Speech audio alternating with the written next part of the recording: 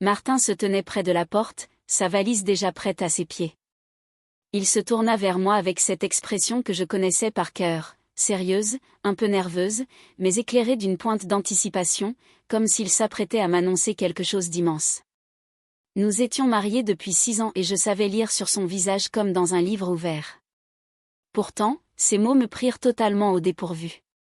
Wayne, commença-t-il prudemment, comme pour tester le terrain, j'aimerais que tu viennes avec moi en Angleterre. Je restai figé. L'Angleterre.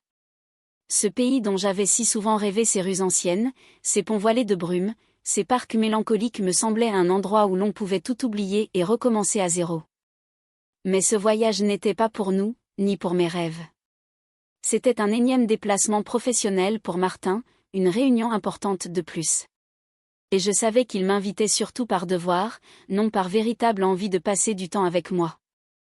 Une vague de ressentiment, légère mais tenace, me traversa. Martin avait toujours été ainsi, déterminé, absorbé par ses projets, sa carrière. Son monde tournait autour d'objectifs précis, et je l'admirais pour cela. Mais je sentais la distance grandir entre nous, comme si j'étais resté sur le rivage tandis qu'il dérivait vers le large, captivé par l'horizon. Je ne sais pas, Martin. Ma voix faiblit, comme si je perdais confiance en mes propres mots. Pourquoi pas? Il me regarda, déçu mais doux. Ce n'est que pour quelques jours. Je me disais que tu voudrais découvrir l'Angleterre. Je soupirai. Bien sûr que je voulais voir l'Angleterre. Mais pas comme ça. Pas en simple accompagnatrice, en ombre décorative pendant qu'il enchaînait réunions et appels. Je rêvais d'un vrai voyage, rien qu'à nous, loin de son agenda. Ce n'est pas le bon moment, finis-je par dire. J'ai des choses à régler ici. C'était un mensonge. Le vrai problème n'était pas mon emploi du temps, c'était nous. La distance entre nous. Ces derniers temps, il me regardait comme s'il cherchait à lire dans mes pensées, mais je gardais mon calme, mon masque.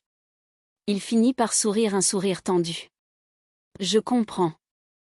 Je hochai la tête, le cœur lourd, comme lesté d'une pierre. Il se tourna vers la porte. Je le regardai partir. Un mélange étrange de soulagement et de perte m'envahit, comme si j'avais laissé échapper quelque chose d'essentiel. Martin partit, la maison se referma sur moi comme une coquille vide. Pour la première fois depuis longtemps, une torsion d'angoisse amère me tordit l'estomac. Je me postai devant la fenêtre, mon reflet me renvoya l'image d'une femme de 32 ans, un peu fatiguée, un peu perdue, mais encore vivante. Dans ses yeux brillait une nostalgie pour quelque chose que j'avais oublié. À cet instant, je compris, je devais me perdre. Et si je ne réagissais pas, je risquais de disparaître complètement dans cette routine.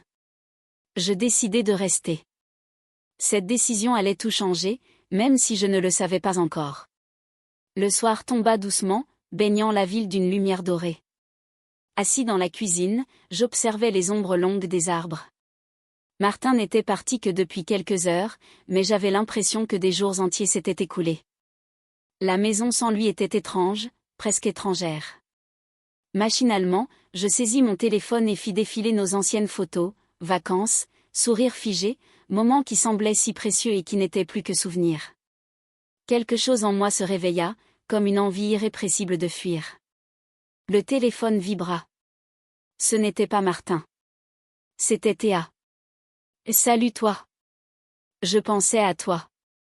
Ça va ?» Je souris malgré moi. Sa voix était toujours lumineuse, pétillante. « Ça va. Et toi ?» Elle marqua une pause, comme si elle devinait tout. « On se voit ce soir ?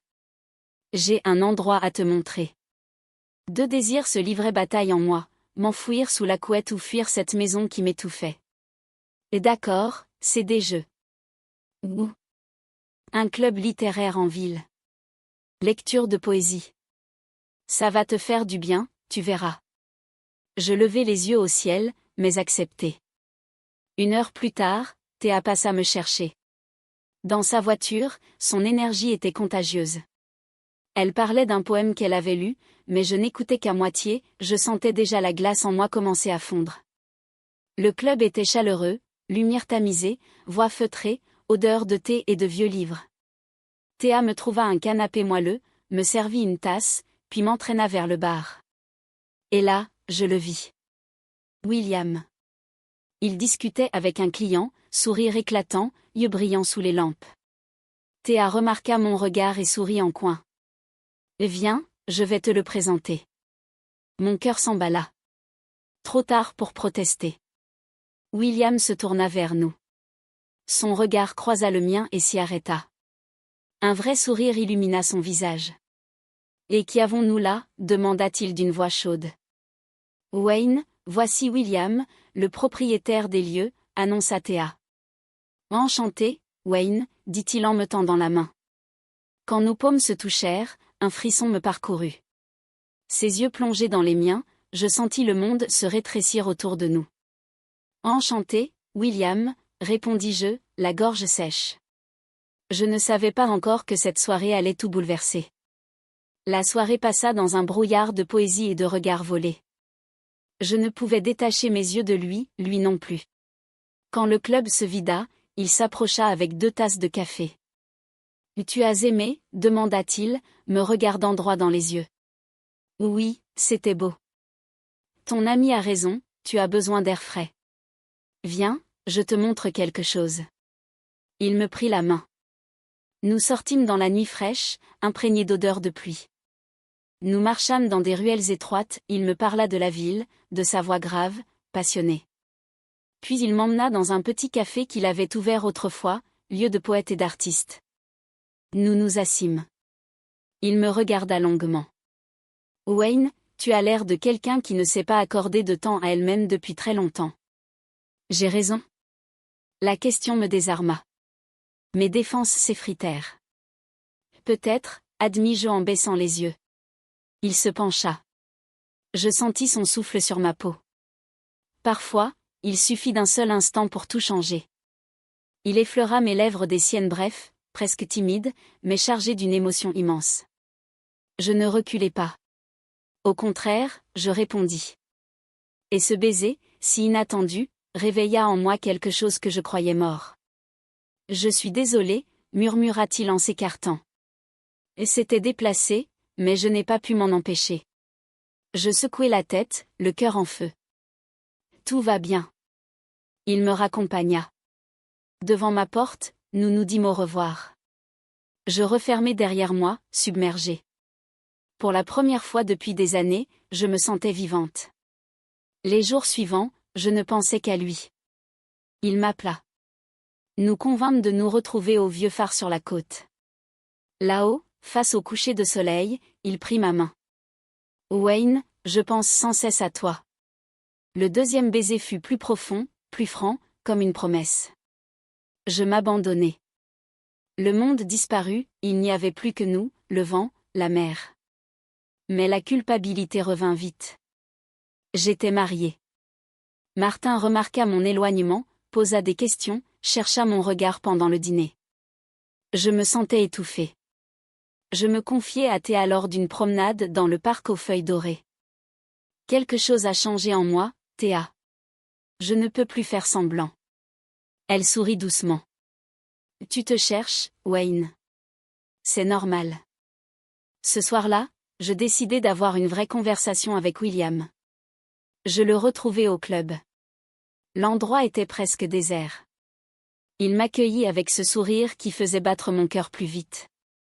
Il faut qu'on parle, dis-je, la voix tremblante. Il m'entraîna dans un coin tranquille.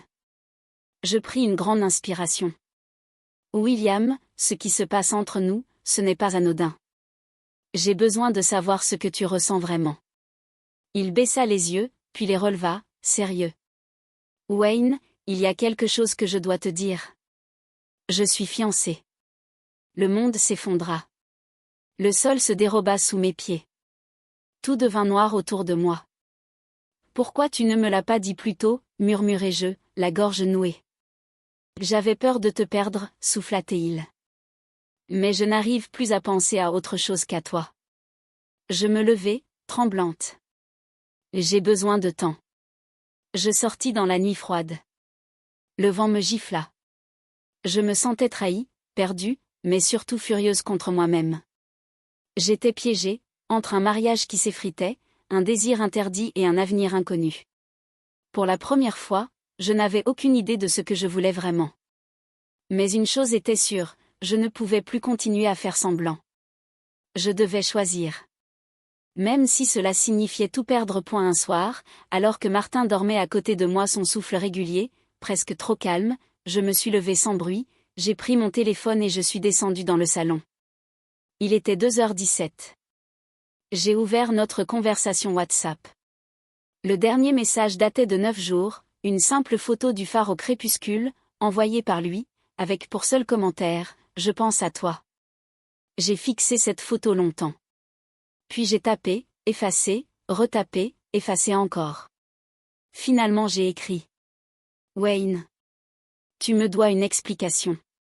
En face. Pas par message. Si tu as le courage, viens demain à 16h au café du Vieux-Port. Si tu ne viens pas, je considérerai que c'est fini et je n'en reparlerai plus jamais. J'ai appuyé sur « Envoyer » avant que la peur ne me rattrape. Deux tics bleus sont apparus presque immédiatement. Il était en ligne. Mon cœur a cogné si fort que j'ai cru qu'il allait me réveiller. Martin à l'étage. Il a répondu en moins d'une minute. William. Je serai là. Promis. Le lendemain, j'ai menti à Martin. J'ai dit que Théa avait besoin de moi pour une urgence. Il m'a embrassé sur le front, un peu surpris, mais sans poser de questions. Rentre pas trop tard, a-t-il simplement murmuré. 16h03. Le café du Vieux-Port. William était déjà là, assis au fond, devant la vitre qui donnait sur les bateaux. Il portait un pull gris trop grand, les manches retroussées, et il triturait nerveusement un sachet de sucre. Quand il m'a vu, il s'est levé d'un bond, maladroit, comme un adolescent. Je me suis assise en face de lui sans dire bonjour. Il a inspiré profondément. Wayne, je suis désolé. Vraiment. Je n'ai aucune excuse valable. Je l'ai laissé parler. Je voulais tout entendre, même si ça faisait mal. Il m'a raconté. Sa fiancée s'appelle Claire. Ils sont ensemble depuis 4 ans. Elle vit à Londres, ils se voient un week-end sur 2. Le mariage était prévu pour l'automne prochain. C'était confortable, a-t-il dit. On fonctionnait bien sur le papier. Et puis il m'a rencontré. Et tout a basculé. Je n'ai pas su gérer, a-t-il avoué, la voix cassée. Je me suis dit que c'était juste une attirance, que ça passerait. Et plus je te voyais, plus je me rendais compte que non. Que c'était toi que je voulais. Pas elle. Pas cette vie-là. Je l'ai regardé droit dans les yeux. Et maintenant tu fais quoi, William? Tu attends que je prenne la décision à ta place? Il a baissé la tête. J'ai rompu hier soir. Avec Claire. Un silence. Je lui ai tout dit. Elle a pleuré. Elle m'a traité de tous les noms. Elle a raison. Mais je ne pouvais plus mentir. Ni à elle, ni à moi. Je sentais les larmes me monter, de colère, de soulagement, de peur, tout à la fois. Et moi dans tout ça? Tu crois que je suis un lot de consolation? Une aventure excitante pour te sortir de ta routine? Il a relevé la tête, les yeux brillants. Non. Tu es la première personne depuis des années qui me fait me sentir vivant. Terrifié, mais vivant. Je me suis tue longtemps. Le bruit des mouettes, le cliquetis des tasses autour de nous. Puis j'ai parlé, lentement, comme si chaque mot pesait une tonne. Je suis mariée, William. J'ai fait des vœux. J'ai une vie. Une maison. Un homme qui ne m'a jamais trahi. Et pourtant, depuis que je t'ai rencontré, je ne respire plus de la même façon. Il n'a rien dit. Il a juste tendu la main sur la table, paume ouverte. Je l'ai regardé. Longtemps. Et puis, très lentement, j'ai posé la mienne dedans. On n'a plus parlé pendant un moment. On s'est juste tenu la main, comme deux naufragés qui viennent de trouver la même planche. Le soir même, j'ai tout dit à Martin. Je suis rentrée à la maison, il était dans le salon, un verre de vin à la main, un film en fond sonore. Il a vu mon visage et a compris immédiatement qu'un truc grave arrivait. Je me suis assise en face de lui. J'ai pleuré. Il a pâli. Et je lui ai tout raconté. Le club. Le phare. Le baiser. William. La vérité que je n'arrivais plus à cacher. Il m'a écouté sans m'interrompre. Quand j'ai eu fini, il a reposé son verre, très calmement. « Tu l'aimes » a-t-il demandé simplement. Je n'ai pas répondu tout de suite. Parce que je ne savais pas encore si c'était de l'amour. Mais je savais que c'était plus fort que tout ce que je ressentais pour lui en ce moment. Et que c'était injuste de continuer à faire semblant. Je ne sais pas, Martin. Mais je sais que je ne peux plus rester comme avant. Il a hoché la tête. Lentement.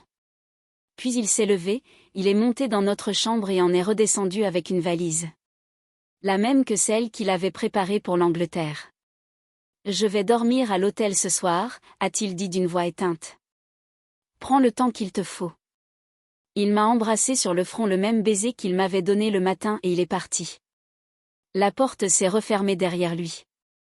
Je suis restée seule dans le salon immense, le cœur en miettes, mais étrangement légère. 2 jours plus tard, j'ai appelé William. « Viens » lui ai-je dit simplement. Il est arrivé 1 heure après, avec un sac de voyage et les yeux rougis. On s'est regardé sur le pas de la porte, sans rien dire. Et puis je l'ai laissé entrer. Ce soir-là, pour la première fois, je n'ai pas dormi dans le lit que je partageais avec Martin depuis 6 ans. J'ai dormi dans les bras de William, sur le canapé trop étroit du salon, pleinement consciente que je venais peut-être de tout détruire, mais que je recommençais enfin à vivre. Je ne sais pas ce qui nous attend. Je ne sais pas si on saura être heureux, si on se déchirera, si on regrettera. Mais pour la première fois depuis très longtemps, je n'ai plus peur de le découvrir. Parce que je respire à nouveau. Et ça, personne ne pourra plus me l'enlever.